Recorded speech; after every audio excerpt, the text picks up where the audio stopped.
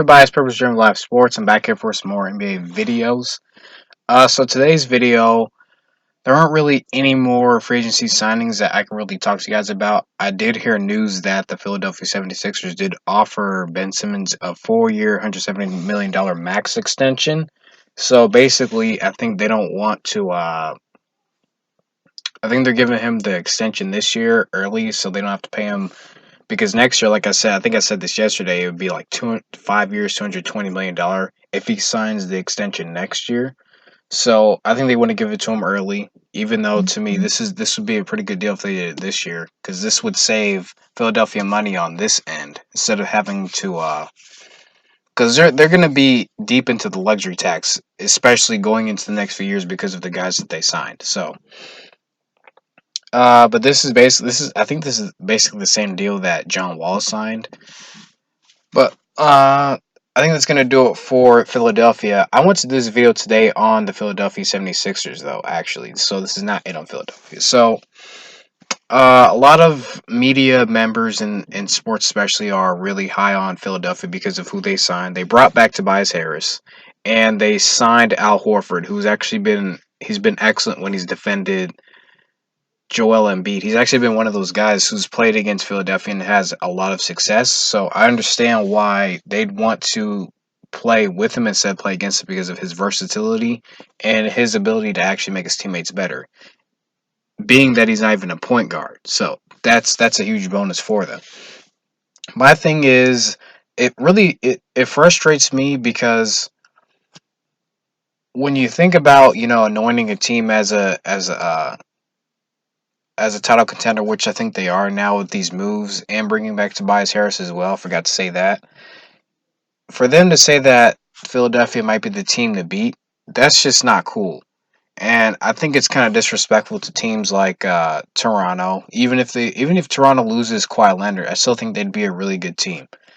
But to me, whatever team Kawhi Leonard goes to, to me should be the team to beat. It's teams that have really been established in winning. Because as great as Philadelphia has been, especially in their winning ways over the past 2 years, just because you add talent or you bring in another key member doesn't mean you're the team to beat. To me, you got to make different strides. And even though they have, for 2 years in a row, they have been bounced in the second round, even though they haven't really had playoff success. So I understand that part of it too. It doesn't make sense to all of a sudden jump from that to this. They're a great team. They're young. I like how they added Al Horford. So that cannot be questioned. But here's the thing now. When you look at it, what's their depth going to be? Because like I've said, when you build out really great teams, the depth behind the starting lineup is going to matter. All I know is that they have four great starters. That's all I know. I know they brought back Mike Scott, who I think was very good for them because he can space the floor and he's a pretty versatile defender. But beyond that, I don't know who else they have. I really don't. Okay, they do also have Josh Richardson, who can actually start either at the shooting guard or the three. Just really depends. But he's probably going to start at shooting guard. So that's going to be to me, that lineup defensively, because you're probably going to move Al Horford to the power forward spot. That lineup from the one, because Ben Simmons he's a point guard. That's an excellent defensive team, starter wise. But beyond that, what do you have in the second unit? This is my problem with all these super teams and building stuff. I understand building a team around 2 stars, but 3 stars is kind of where you start to get a little sketchy because the money simmers down by a lot, and you have to really be able to build with at least three bench guys that you know are very versatile who can play to me at least one or two positions that are of importance. So that's definitely going to be important for Philadelphia to establish because I don't want to hear that they're the team to beat. Don't say that until we know exactly what the team is filled out with. Because beyond their 4 starters, there are 5 starters really, and 5 players that they really have, 5, 6 players. We don't really know what this team's going to fill out and be. So I just want to establish that. One team that I think is kind of being overlooked is the Boston Celtics because them letting Kyrie go, it to me makes them better in this sense. They still added Kemba Walker, so I like that. They lose Al Horford, which is huge. That's a big piece that they're missing. But guess what? They added Enes Kanter, who's a hustle guy. He's not a great defender, period. He's just not. But you still gotta give and take. I like how they have Kemba Walker. They still have Jalen Brown, Jason Tatum. They still have pieces. They still have Marcus Smart. If I were them, I'd bring back Marcus Morris because he's a huge piece of what they do. But beyond that, I like how they didn't lose. They didn't really lose too much. They still have Gordon Hayward, who I think this year is probably going to have a resurgence because I think he needed at least 1 year to kind of really feel the game out. Last year to me was a filling out process, and even at the end of last year, he was really started to get going. What happens is for me with Boston last year, which is why they weren't really as successful as they wanted to be, was that Kyrie's a great player, but Kyrie's a guy who kind of needs the ball to really be effective. So I kind of think them not having a ball dominant player and them having much it's more of a player by committee now with their scores. But Jason Tatum is probably going to be the number one scoring option, which he needs to be. I think he needs that challenging growth in order for him to be a better player. So I like that move too as well.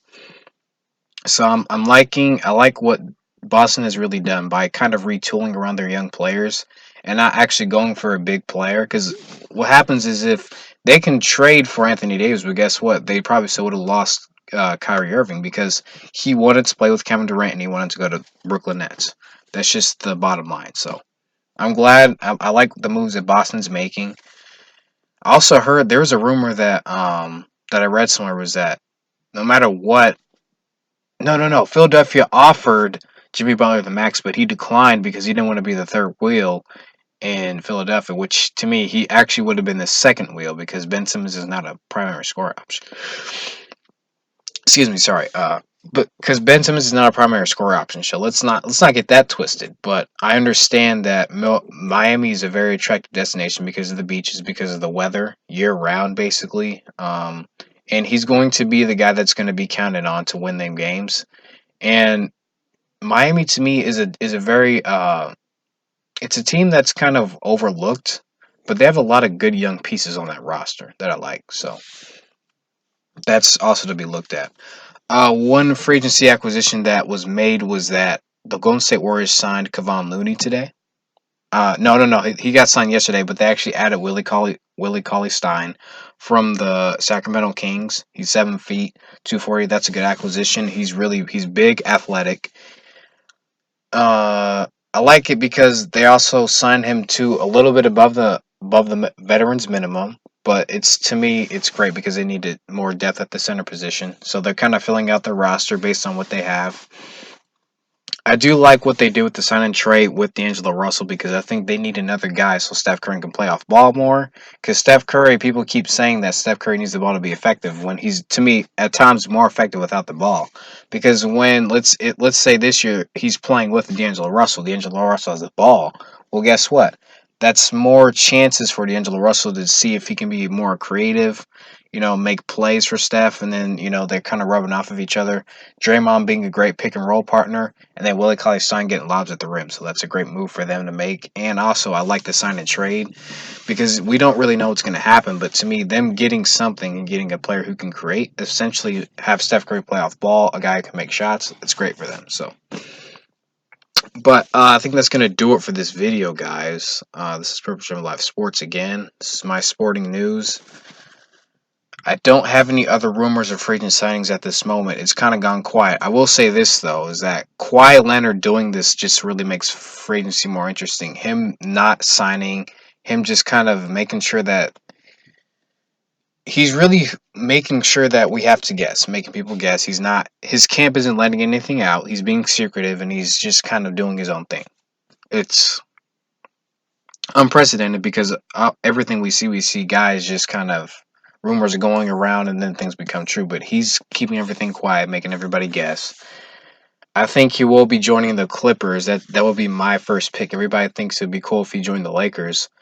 And I think everybody wants him to join the Lakers, but I prefer him to the Clippers because that team, to me, would be an instant title contender. I'd pick them actually to win an NBA title if Kawhi joins the Clippers because of the talent that they have, the young players. That whole team is assembled the right way because of Jerry West. So I like that. Also, before I leave, DeMarcus Cousins is not getting any free agency interest, so I would not be surprised if he did go back to Golden State on a different type of deal, just as another. I'm not sure, but veterans minimum. Maybe he takes the mid-level tax, or he takes something below that. I'm not really sure, but you never know what DeMarcus Cousins will do, because he thought he would get a deal this year after playing with Golden State, but really he's not getting any interest, and he probably won't be getting any big contracts that he wants. But once again, thank you guys for Purpose Driven Life Sports, and that's gonna do it for this video, and I will see you guys next time.